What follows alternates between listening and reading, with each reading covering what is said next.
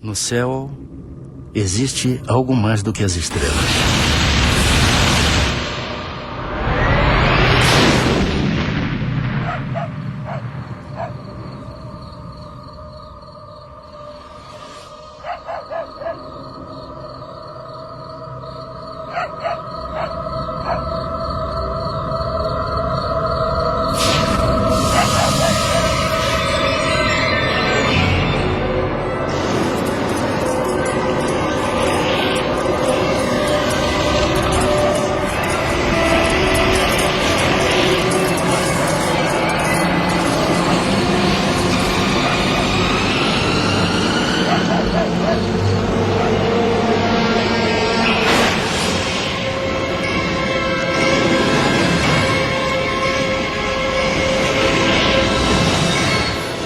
Eles eram recebidos por um feixe de luz e que impedia que eles movimentassem qualquer parte do músculo, até para pedir socorro. E que, a partir daí, a dor se tornava insuportável e eles eram tomados de profunda fraqueza, como se eles estivessem sendo dopados. Outros moradores da região também veem a luz misteriosa e são atacados por ela. Ô, vizinho. Eu, hein? Vou dormir aqui embaixo. Brisa lá em cima tá super de mosquito. Ó, amanheceu, a gente pega o rumo. Precisa chegar cedo em Alcântara. E aí, Zé? Vai dormir no cafofo? Vou arrumar meu campo por aqui. Precisando de um bom descanso hoje. Esse daqui é cansativo. Esse foi. Amanhã eu vou prender a âncora. Até amanhã. Vocês guardaram o peixe, gente? Eu guardei Guardaram? tudo. Olha lá, hein? Se ele acordar, me chama.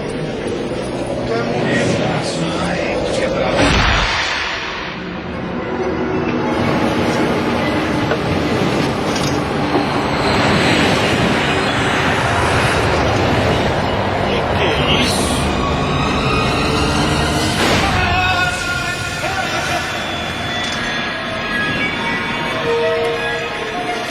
Um dos pescadores está morto.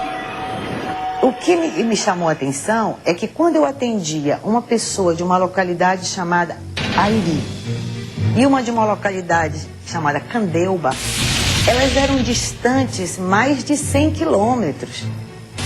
E as pessoas me contavam a mesma história, sem se conhecerem, sem nunca terem se falado, e na mesma noite e nos mesmos horários ou até em horários diferentes. Dezenas de pessoas entram em desespero. O medo do desconhecido provoca pânico. Aconteceu isso, de eu olhar assim para o telhado e veio aquela, tipo uma lâmpada assim, acesa, e direto na minha coxa. Eu dormi até debaixo de um balcão lá em casa com medo daquilo. Pensava assim que fosse enviado por Deus, né? Que fosse algum castigo, né? Para uma podia ser o demônio que estaria atacando os cristãos, mas a maioria não sabia realmente dizer o que era, simplesmente demonstrava pavor.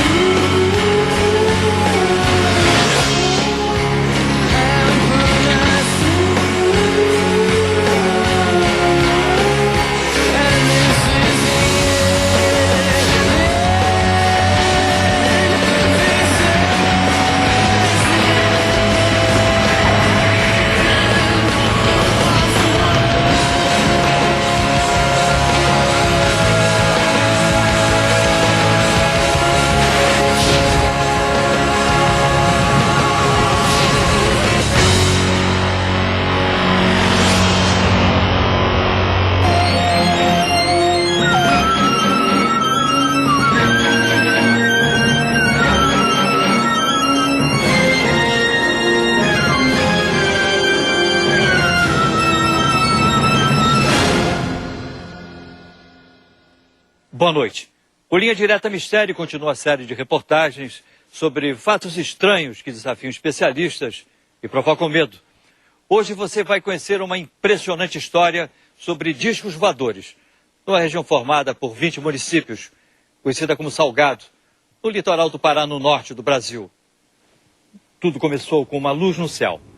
Em seguida, uma série de ataques a pessoas. Depois, o pânico tomou conta de uma região inteira e a população se armou para combater os seres extraterrestres. Fatos reais ou um delírio coletivo? Na dúvida, militares da aeronáutica foram convocados para investigar a presença desses objetos voadores não identificados. Durante 4 meses, foi realizada a mais importante e sigilosa investigação feita até hoje no Brasil, a chamada Operação Prato. O nome Prato é o termo internacionalmente usado pelos ufólogos para designar disco voador. A Operação Prato foi, até onde se sabe, pelo menos até hoje, a única ocasião confirmada, documentada, em que uma equipe de militares das Forças Armadas de um país esteve envolvido diretamente num processo de aproximação, identificação e possível contato com seres não terrestres, não humanos, procedentes de outros pontos do universo. A Operação Prato é um dos casos mais fantásticos que tem na ufologia brasileira. O comandante da missão secreta era este homem, o coronel da aeronáutica, o Irangê Holanda Lima, que na época era capitão. Ele guardou um segredo durante mais de 20 anos. Mas em 1997, o coronel Holanda decidiu falar. Ele apareceu no programa Fantástico da Rede Globo e logo depois deu uma entrevista impressionante à revista UFO, onde contou detalhes da Operação Prato. Vamos à entrevista, coronel? Pai, o material que você pediu tá tudo aqui. Essa é minha filha Daniela. Tudo bom? Como vai? Minha enteada Ana Paula. Tudo bom? Eles são Marco e Ademar, que são ufólogos. Só por curiosidade, coronel, por que o senhor resolveu falar só depois de tanto tempo? Se não contar o que eu vi, eu não posso estar morto.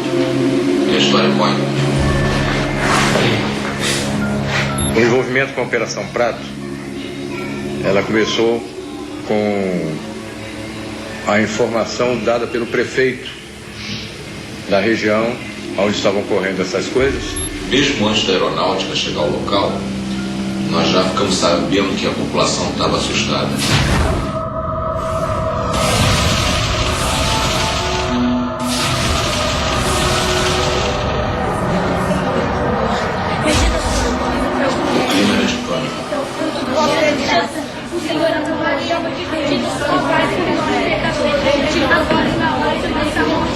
Se esse maldito chupa-chupa aparecer, a gente acaba com eles. Ele que acaba com nós.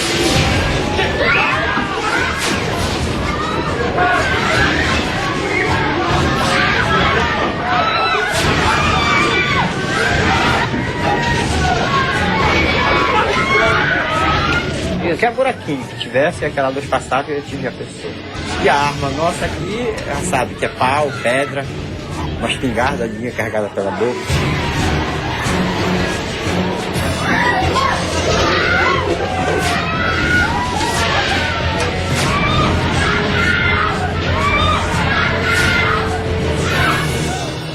O povo vivia apavorado, porque esse feixe de luz noturno tinha já agredido várias pessoas. A comunidade toda se amontoava em 3 casas apenas. Ficava rezando, às vezes cantavam algumas canções religiosas. As pessoas em pânico, a unidade de saúde de Colares virou quase que um pátio dos milagres. Depois dos ataques a moradores, a única médica da região, doutora Velaide, tenta dar conta de tantos feridos. Doutora, ela não fala, ela não consegue andar. E vocês são de onde? Nós somos de Candeuva, doutora. A senhora vai salvar a minha mulher, doutora? Olha ela aí, ó. Fica a mais de 100 quilômetros daqui. Olha só, olha pra isso, dona Velaide, o que é isso? Maria, vai lá pra frente atender as outras pessoas. Deixa que eu cuido dela, deixa que eu dou uma olhada. Essa luz, essa incidência vinha nas mulheres, preferentemente nas mulheres no seio esquerdo. Elas eram longilíneas, retas, extensas e largas, como se algo tivesse chapado. Existiam sempre 2 orifícios paralelos e que você apertava e não desapareciam e ficavam elevadas, como se 2 agulhas tivessem penetrado, que as queimaduras de uma pessoa necessitam de aproximadamente 96 horas para que a pele entre em necrose, fique enegrecida e entre em necrose. Só que as queimaduras que eram feitas nas pessoas, a necrose era imediata. Realmente eu fiquei espantado de ver o que eu vi naquelas pessoas. O que seria o resultado da atividade dessas luzes, que ele chamava de chupa-chupa. E virou chupa-chupa, por causa desse chupando o sangue, chupa-chupa. Dezenas de famílias deixam a cidade, inclusive algumas autoridades. A médica, o prefeito e o padre decidem ficar. Não posso fazer mais nada. Mas se eu fosse vocês, eu também ia embora daqui o mais urgente possível. Com licença, autoridade. E a população de Colares foi tomada por uma crise, talvez assim, de pânico. E a cidade entrou num processo de esvaziamento. O medo era de chegar a um ponto de nós não termos mais medicamentos, alimentos a gente já não tinha, porque ela estava caminhando para um verdadeiro caos. E o que foi feito, coronel? Bom, a primeira providência foi mandar um grupo da aeronáutica ao local, tá? Para restaurar a ordem. E o senhor estava entre eles? Não. Nessa primeira fase eu estava em outra operação.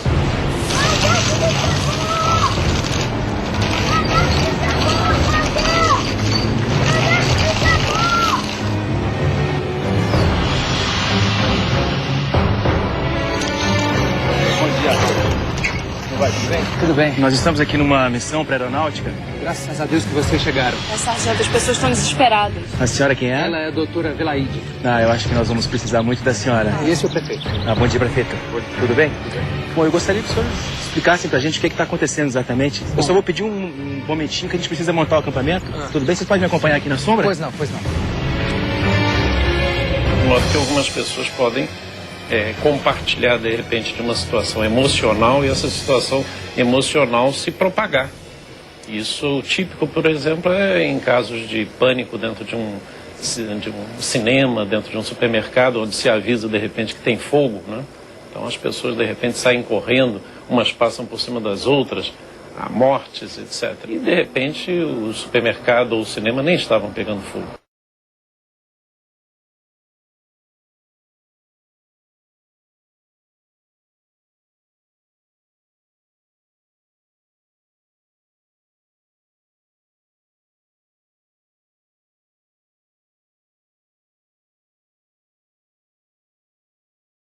Existem explicações científicas, existem vários fenômenos atmosféricos raros, mas interessantes, entendeu? Lampejos no céu, luzes estranhas. Sempre, não é de hoje isso, assustaram as pessoas, né?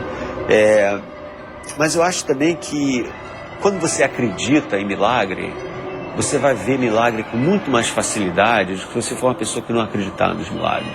Se fosse realmente algo de alucinação ou histeria, a aeronáutica jamais iria destacar uma equipe tão grande para fazer esses tipos de observação. Segundo testemunhas, o primeiro posto de observação da aeronáutica foi montado aqui embaixo dessa árvore, na praia do Humaitá, na ilha de Colares, a cerca de 100 quilômetros de Belém. Essa região era considerada o ponto de maior incidência do fenômeno, onde as luzes que apareciam no céu atacavam em seguida as pessoas. Naquela época, os civis foram proibidos de frequentar a base militar montada pela aeronáutica. Eles instalaram metralhadoras, metralhadoras antiaéreas, de fogo antiaéreo. Durante semanas, os militares acompanham o aparecimento dos objetos luminosos. Sargento, vem, sargento, rápido! Olha lá! Pega a câmera, rápido! Vamos, Dado! Vai, filma isso! Tá filmando.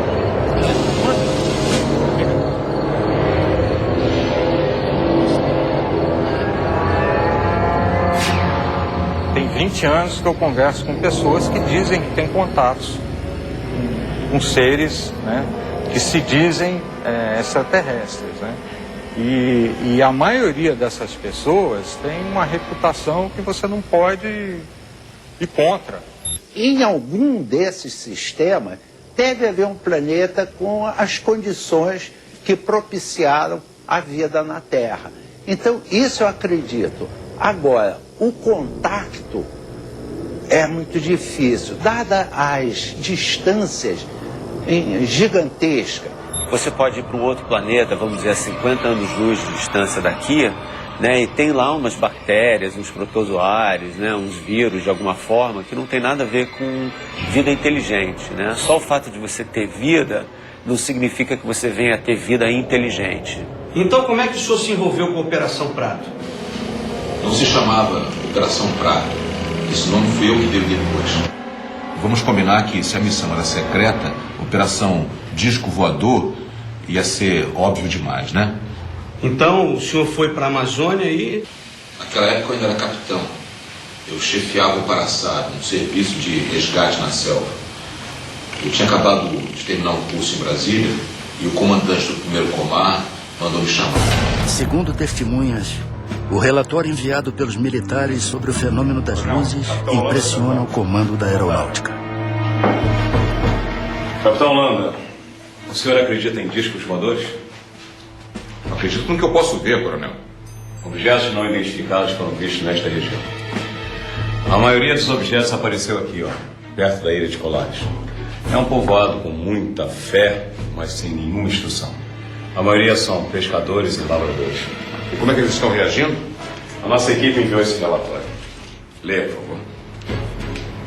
E um analista psicológico que fazia parte da própria operação, ele chegou a redigir um relatório assinando embaixo o seguinte, que se aquele fenômeno não cessasse, ou se alguma coisa não fosse feita para preparar aquela população para conviver com aquele tipo de situação, ele temia que os mais fracos de espírito, essas são as palavras do próprio relatório, passassem a buscar a autoaniquilação, ou seja, um processo de suicídio em massa.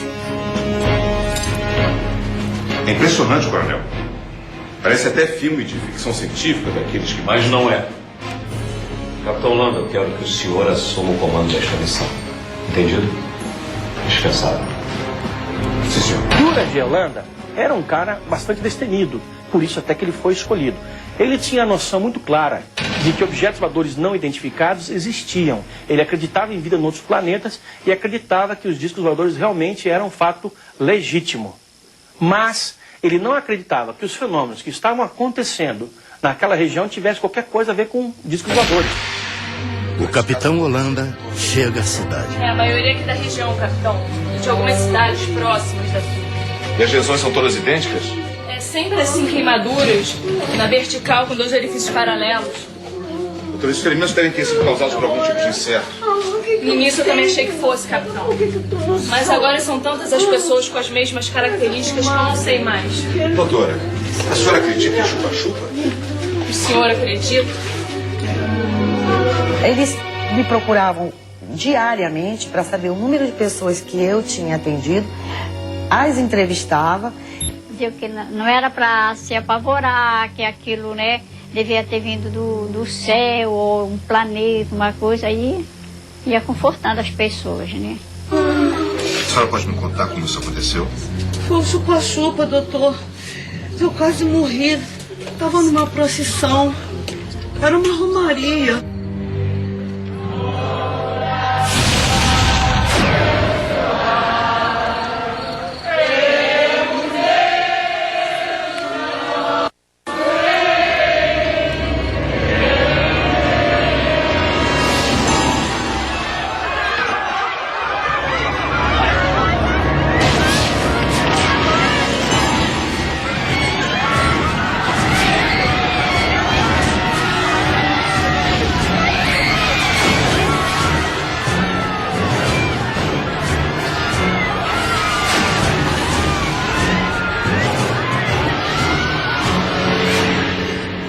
Chupa-chupa, moço. Doutor, me salva, me salva. Os sargentos que estavam na operação, eles brincavam muito comigo porque eu sempre dizia que não acreditava naquilo. Capitão, o que é isso, doutor? O povo acende fogueiras e grita pra se defender. Eles acham que assim estão espantando os discos voadores. Bobagem, não há nenhum disco voador. Olha, capitão, eu não estaria tão certo disso, hein? Eu só vou ficar convencido quando uma nave passar por cima da minha cabeça.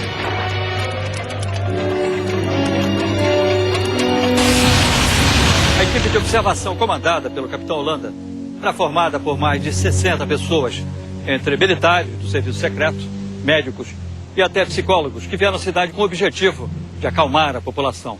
Nesse local, a chamada Praia do Machadinho, o capitão Holanda viveu uma experiência que o marcaria pelo resto da vida.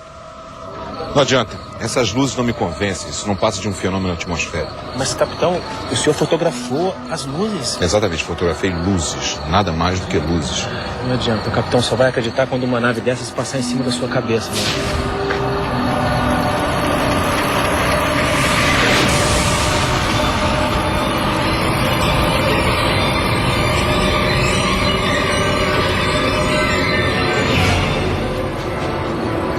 Estava em cima de nós um objeto muito grande, acredito que uns 30 metros de diâmetro, forma discoide preto. Nós ficamos olhando, estupefatos, assustados, parado em cima da gente, a uns 200 metros de altura. O que eu vi não tinha me satisfeito até aquele momento. Dali para frente não tinha mais dúvida nenhuma. Alô, capitão? Sim, sargento. Eu tô aqui com um vigia daquela olaria que fica ali perto do rio, e ele tá me contando uma história que eu acho importante o senhor ouvir. Tô aqui na cidade, vou pegar um depoimento. Capitão, o senhor me desculpe, mas eu acho que é importante o senhor ouvir. Coloca ele então no rádio. Pois não, vou passar pra ele. Pode falar normalmente, me conta aquela história. Seu Luiz, o que o senhor tem para me contar? Eu tava na beira do rio quando eu vi uma paca. Aí, capitão, me ajeitei pra caçar a bichinha.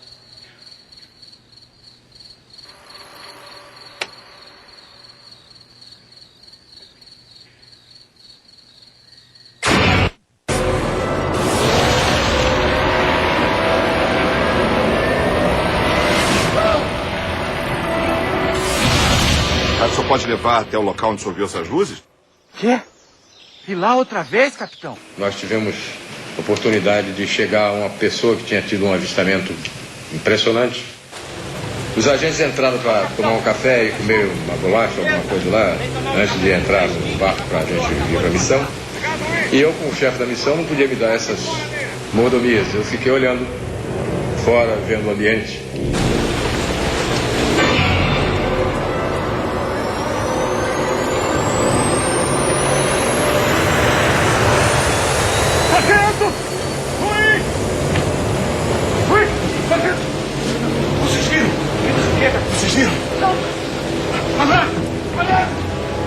Mas tinha uma luz muito forte, verde e uma flor vermelha, e fazia um barulho como se fosse uma turbina, não era um barulho de um jato, era aquele silvio, um barulho assim.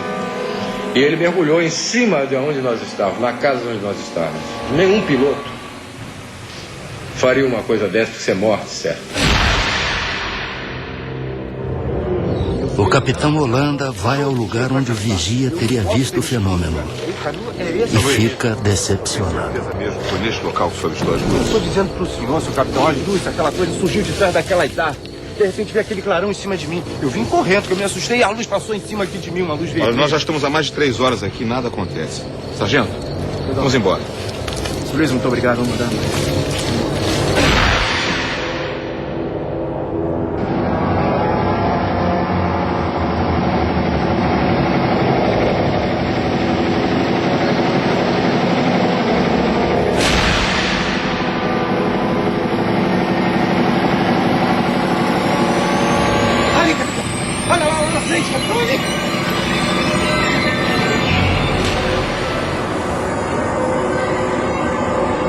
Luiz, desliga o motor!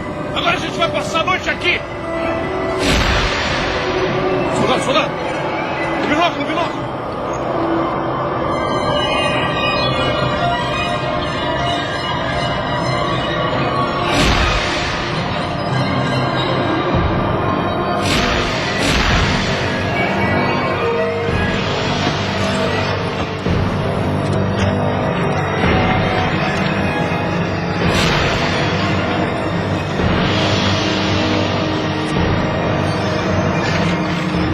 Tivemos a oportunidade de filmar um objeto pairando e dela saindo umas luzes pequenas que nós chamávamos de desova. Mas voavam numa velocidade, entravam na mata, tiravam rasante, coisas fantásticas. Brincavam conosco, a verdade é que eles brincavam conosco. Se eles chegassem até aqui, depois do tamanho viagem, tamanho custo, o menos que eu esperaria é que eles fiquem brincando.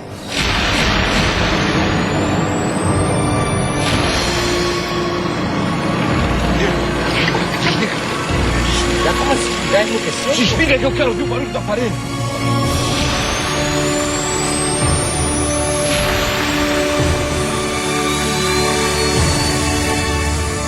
E ficou na nossa frente uma coisa assustadora, um objeto muito grande.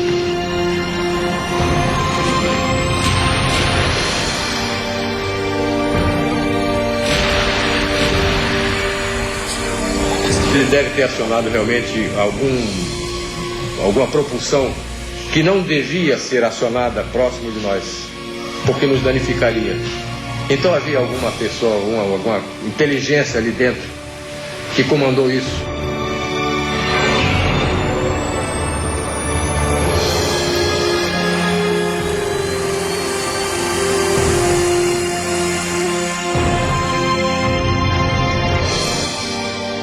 Ele disparou com uma velocidade incrível para o firmamento e sumiu no meio das estrelas. Existem centenas de bilhões de outras galáxias, então eu sempre brinco que existe mais estrela no universo do que grão de areia na praia de Copacabana, sabe? Então você pega um punhado de grãos de areia e você fala, isso tudo aqui é estrela espalhada pelo universo, né? Só que até o momento não existe absolutamente nenhuma prova concreta de que nós fomos visitados por uma outra civilização inteligente.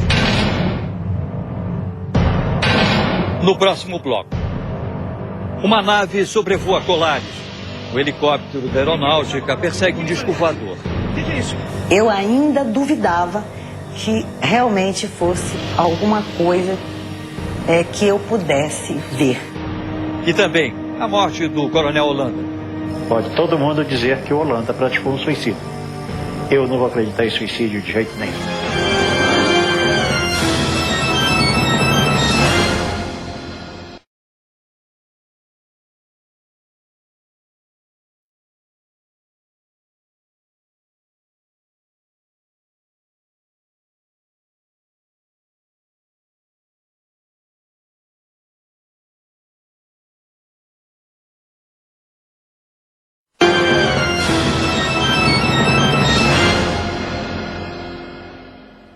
Aqui ficava o antigo centro de Colares, onde existiam apenas a prefeitura, 2 escolas, a igreja, além de um cartório e de um pequeno posto de saúde. Colares parecia uma cidade fantasma. A maioria dos seus moradores tinha fugido para o continente. As poucas pessoas que permaneceram na ilha ficavam trancadas dentro de casa, com muito medo. Quando nós estávamos chegando, tipo, uns 50 metros da minha casa, ela bateu em mim e apontou para cima. Tem que pedir pro prefeito monitorar. Maria, o que foi? O que foi, Maria? O que tá passando mal?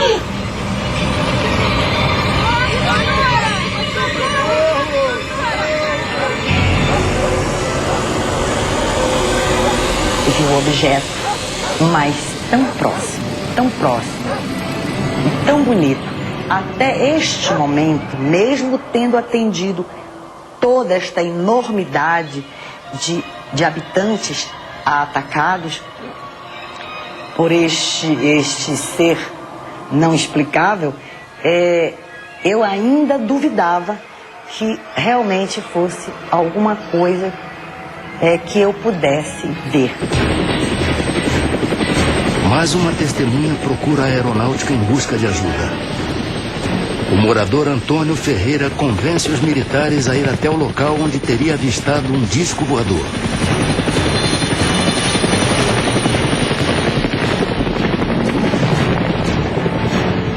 Ele vinha naquela direção. Ok, está indo já. Vamos lá, vamos nessa direção que ele está falando aí. É um voo rumo ao desconhecido. Ele vinha naquela direção. Já entendi, está indo lá. Aqui na frente. De repente, uma surpresa. O que é isso? O que é isso? Aconteceu!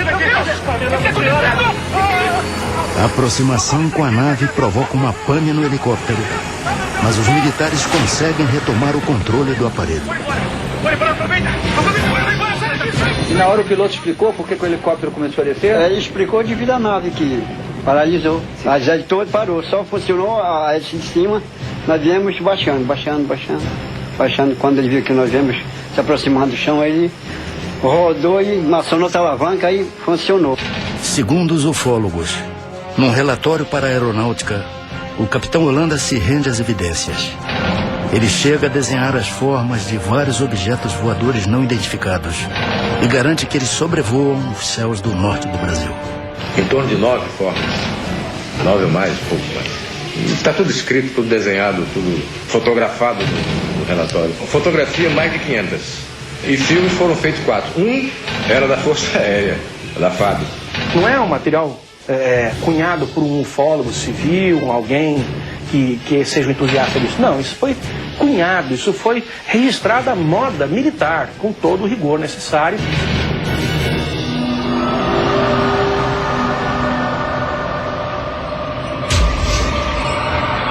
O capitão Holanda se torna um homem obcecado pelos objetos luminosos.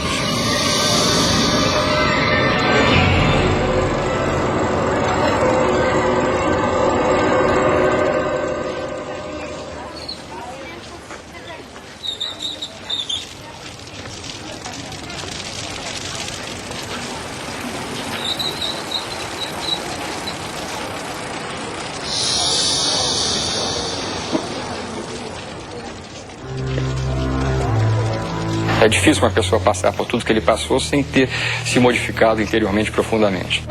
Segundo o comandante Ubiratã Pinon, amigo do capitão Holanda, a aeronáutica o chamou para o fim da operação. Eu creio que nós deveríamos... Boa tarde, senhores. Boa tarde, capitão. Os senhores leram o meu último relatório? Lemos, capitão. Incrível, não? A nave pousou quase em cima da embarcação. Capitão, a Operação Prato acabou. Acabou? Acabou? Mas nós fizemos descobertas extraordinárias, brigadeiro. A aeronáutica não está mais interessada nesta operação. Tragam seus homens de volta. Nós já temos outra função para o senhor. Mas nós estamos prestes a fazer contato com os extraterrestres. A Operação Prato está oficialmente suspensa, capitão. Ouviu bem? Sim, senhor. Com licença. O que é que a aeronáutica vai fazer com todas essas informações? Capitão, nada o impede de continuar investigando sozinho. É exatamente isso que eu vou fazer agora. Com licença. A FAB parou com 4 meses e a operação ela mandou parar.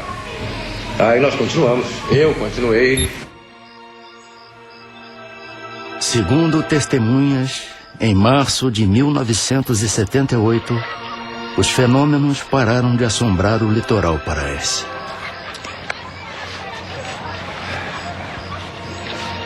Ainda procurando as naves, capitão? O senhor não desiste, hein? E a senhora já esqueceu, doutor? O que acontece é que eles nunca se afastaram daqui. Até hoje, eles continuam a aparecer. Acredito muito que eles estão entre nós, vivendo igual a nós, alguns deles, procurando uma maneira de nos conhecer melhor. Você não sabe se a pessoa que você está conversando é o alienígena ou não. Segundo revelou a amigos, o capitão Holanda, mesmo depois do fim da Operação Prato, continua a fazer novos contatos.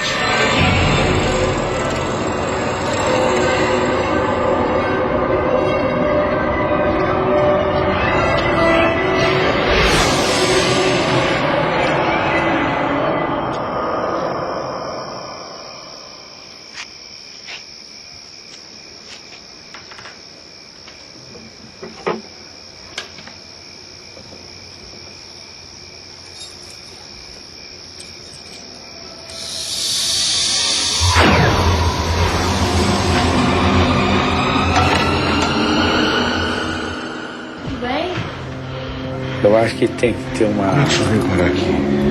A presença de um extraterrestre, a gente vê um ET e a gente poder trazê-lo aqui para entrevistá-lo. Aí a gente vai acreditar realmente Mas isso não quer dizer que a vida extraterrestre não seja possível. É possível. Hoje, nas noites de Colares, só vemos estrelas. As poucas pessoas que na época foram vítimas do fenômeno, que ainda moram por aqui, dizem que as marcas de queimadura sumiram com o tempo. O coronel Holanda manteve a sua missão em segredo até 1997. Aí então ele resolveu dar uma entrevista e contou tudo o que sabia.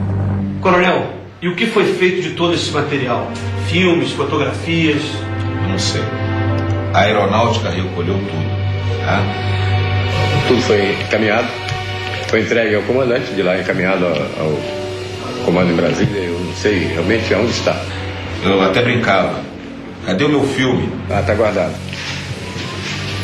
Tá guardado até hoje. Coronel, o senhor não sabe como essa entrevista foi importante. Eu sei. Eu sei.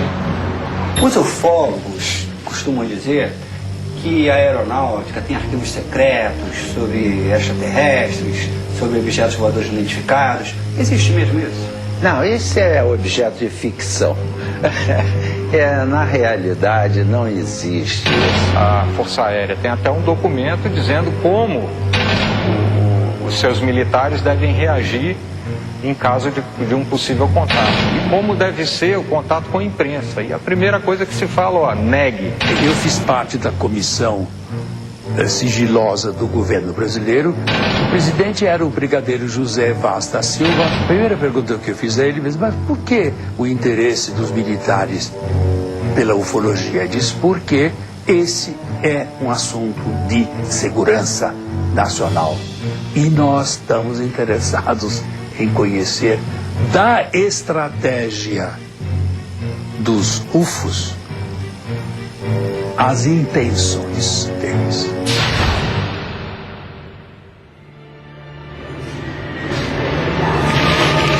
Pai, vem ver o filme com a gente. Pai, você tá bem?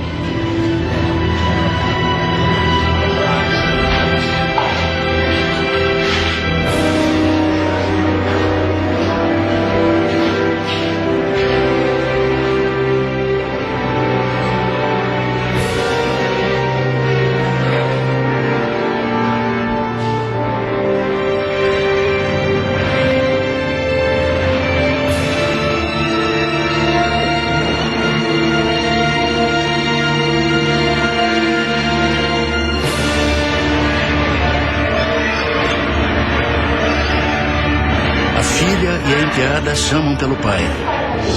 Ele se enforcou com o cordão do roupão dele.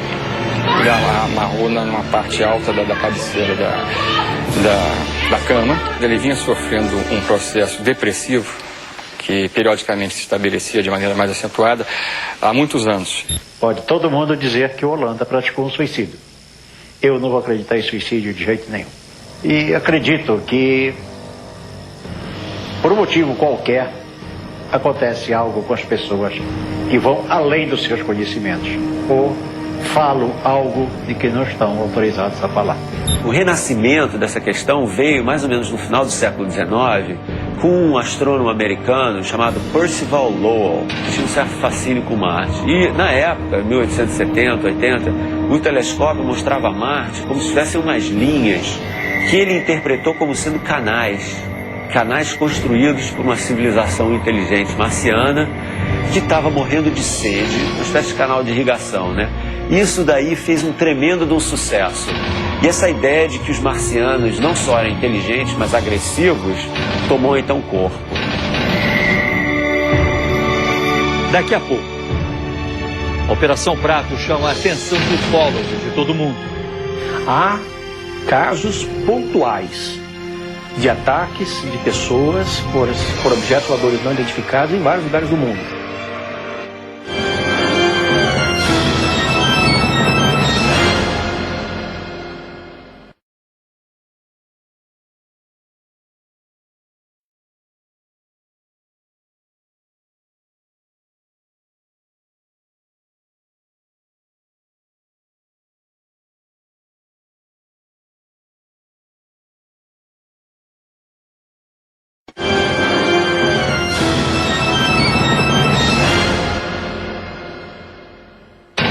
Operação Prato se tornou um evento estudado pela ufologia internacional. Holanda chegou a ser procurado por ufólogos de vários países, entre eles o americano Bob Pratt, um dos maiores especialistas do mundo em OVNIs e que já esteve no Brasil 13 vezes para fazer pesquisas. Há casos pontuais de ataques de pessoas por objetos voadores não identificados em vários lugares do mundo.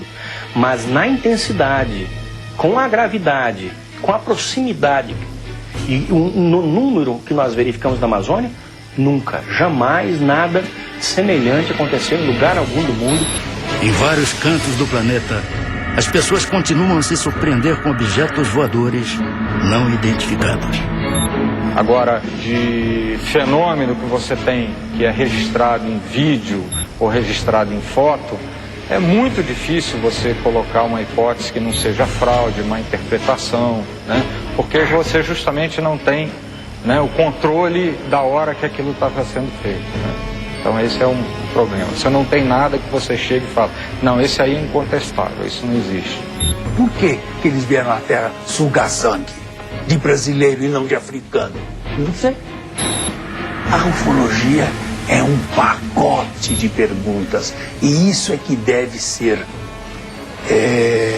levado ao conhecimento das novas gerações, porque nós temos excelentes jovens superdotados. Nós adoraríamos ter contato com uma civilização extraterrestre, porque nós somos justamente as pessoas que gostam do mistério, de explorar o desconhecido. Então, quando vem essa grande surpresa, né, das descobertas, para nós é o máximo, né?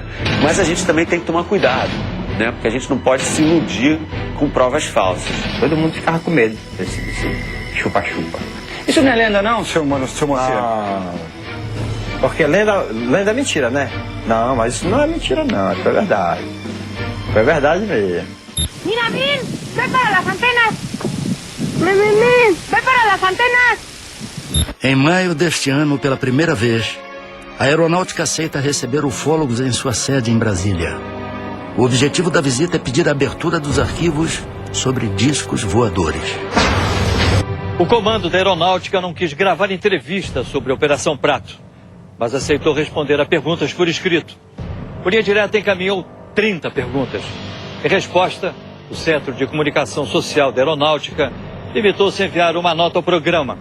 Segundo a Aeronáutica, a visita do grupo de ufólogos foi realizada para mostrar a eles o trabalho da Força Aérea Brasileira na área de defesa e controle do espaço aéreo nacional.